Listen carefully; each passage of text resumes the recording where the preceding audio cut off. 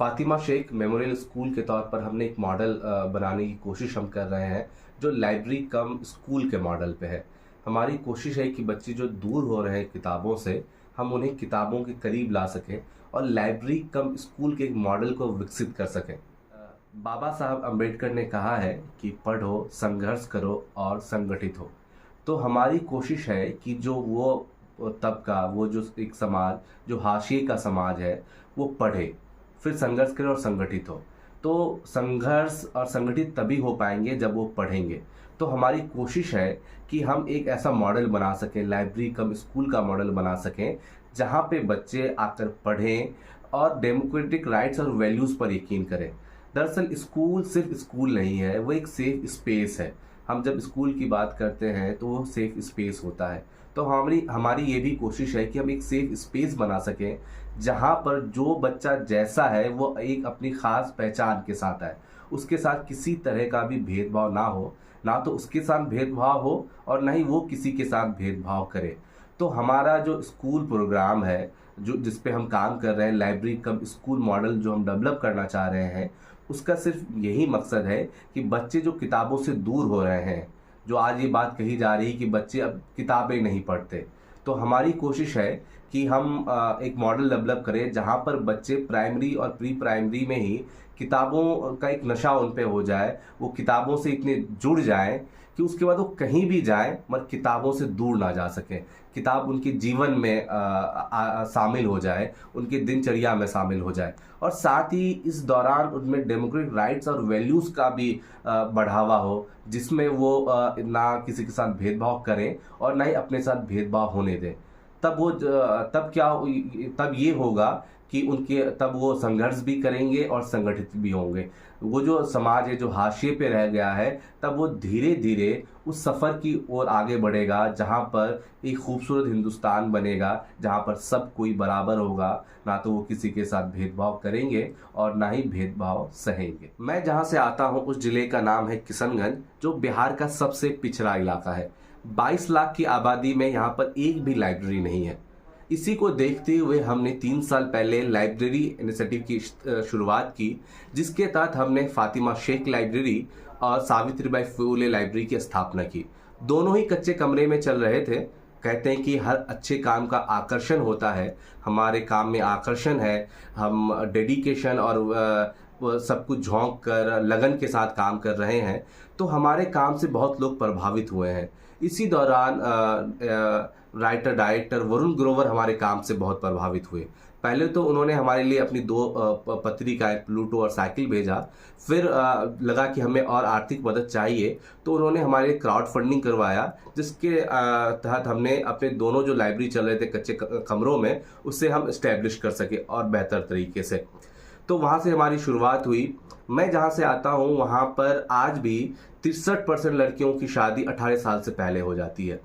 तो ये बहुत बड़ा इशू है और इस लाइब्रेरी इनिशिएटिव के दौरान हमें ये समझ आया कि 1-2 घंटा बच्चों के साथ काम करके हम एक बड़े कैनवस पे काम नहीं कर सकते, एक इम्पैक्टफुल काम नहीं कर सकते। तो हमें उसके लिए स्कूल की शुरुआत करनी चाहिए।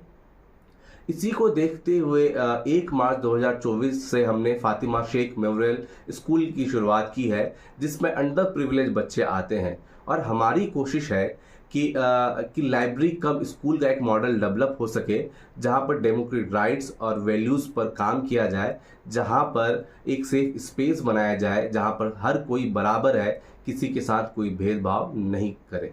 मुझे लगता है कि इस काम को लेकर मैं बेहतर इंसान इसलिए हूँ कि मैं जहाँ से आता हूँ वहाँ पर एक ख़ास समुदाय बसता है जिसको सुरजापुरी कहते हैं, जो खुद एक हाशिए का समाज है, जहाँ पर एजुकेशन नहीं है, गरीबी है। और उसी तबके से मैं आता हूँ। मैं उसी तबके के दुख, संघर्ष और परेशानियों के साथ बड़ा हुआ हूँ और इनके दुखों को समझता हूँ। तो मुझे लगता है कि मैं इस काम के लिए इसलिए परफेक्ट हूँ क्योंकि मैं इस कम्युनिटी से आता हूँ। कोई बाहर का आदमी आकर, मुझे नहीं लगता कि वो इनके प्रॉब्लम्स को इतने करीब से जान पाएगा जितने करीब से मैं जानता हूँ। तो इसलिए मैं इस प्रोजेक्ट के लिए सबसे बेहतर आदमी हूँ। और हमने 3 साल से हम लाइब्रेरी पे काम कर रहे हैं। तो हमारा जो मकसद है कि लाइब्रेरी कम स्कूल का मॉडल डेवलप हो, उसके लिए भी मुझे लगता है कि एक प्लस पॉइंट है मेरे लिए कि मैं 3 साल से लाइब्रेरी पे काम कर रहा हूँ, तो अब मैं स्कूल की तरफ आगे बढ़ रहा हूँ। तो लाइब्रेरी और स्कूल का जो एक नया हम नया एक ये बनाना चाह रहे हैं, एक नया पेडागोजी बनाना चाह रहे हैं, एक नए तरह का मॉडल बनाना चाह रहे हैं, तो मेरे पास उस लाइब्रेरी का भी अनुभव है। और मैं एक ख़ास समुदाय से आता हूँ जो एक हाशिए का समाज है। उसके दुखों को, उसके संघर्षों को, उनकी परेशानियों को मैं बेहतर तरीके से जानता हूँ, क्योंकि मैंने खुद वो झेला है। मैं उन चुनौतियों के साथ पला बढ़ा हूँ, मैं खुद किताबों के लिए तरसा हूँ। तो मैं उन बच्चों की परेशानी जान सकता हूँ जो आज भी किताबों के लिए तरस रहे हैं। तो मैं खुद उसी समाज से आता हूँ, तो मैं बेहतर तरीके से समझ सकता हूँ। और जहाँ तक बात रही इंक्यूबेशन से हमें क्या मदद मिल सकती है, तो मैं इसका जवाब यही दूंगा कि हम आज तक जो भी कर रहे हैं वो क्राउड फंडिंग और बहुत ही मिनिमम रिसोर्सेज के माध्यम से कर रहे हैं। रिसोर्सेज के नाम पर हमारे पास कुछ भी नहीं है, संसाधन नहीं है, बस हमारा एक जुनून है। क्योंकि ये लाइब्रेरी और स्कूल हमारे लिए काम है ही नहीं, हमारा एक ख्वाब है जो हमने खुली आंखों से देखा है। और अभी हम बहुत ही शुरुआती फेस में हैं, तो हमें सीखने की बहुत ज़रूरत है। वैसे सीखने की ज़रूरत तो हमेशा होती है, तो हमें सीखने का भूख बहुत है, संसाधन नहीं है हमारे पास। तो हमें लगता है कि इंक्यूबेशन हमसे जुड़ता है एक साथी के तौर पर, तो हमारे पास संसाधन भी आएगा और हमें मेंटोर्स की बहुत ज़्यादा ज़रूरत है जो हमारे काम को और बेहतर कर सकते हैं, हमें वो गाइड कर सकते हैं। हम इतने दूर हैं, हम बिहार से दूर वाले बिहार से आते हैं, हम पटना के नज़दीक वाले बिहार से नहीं हैं। तो वहाँ पर हम किसी की नज़र भी लोगों की नहीं पड़ती, तो ना तो हमारे पास रिसोर्सेज हैं और ना ही कनेक्शंस हैं। हमें लगता है कि अगर इंक्यूबेशन हमारे साथ जुड़ता है एक साथी के तौर पर, तो हमें वो सारी चीज़ें मिलेंगी, हमें मेंटोर मिलेगा जिससे हम बहुत कुछ सीखेंगे, ऐसे साथी मिलेगा उस कैनवस में जहाँ पर हम एक दूसरे से बहुत कुछ सीखेंगे।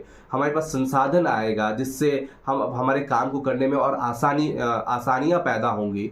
तो इसलिए हम इंक्यूबेशन से जुड़ना चाहते हैं और ये हमारे लिए सौभाग्य और सीखने का एक प्रोसेस होगा जो हम करना चाहते हैं अपने डेडिकेशन के साथ।